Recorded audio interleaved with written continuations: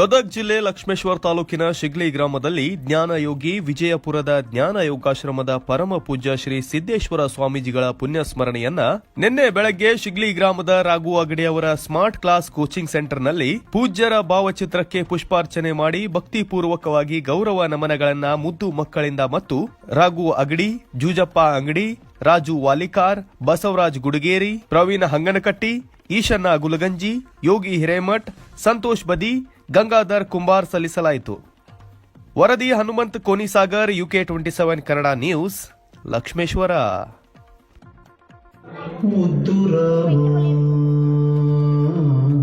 Yogi ಪುಂಗವನ Muddurama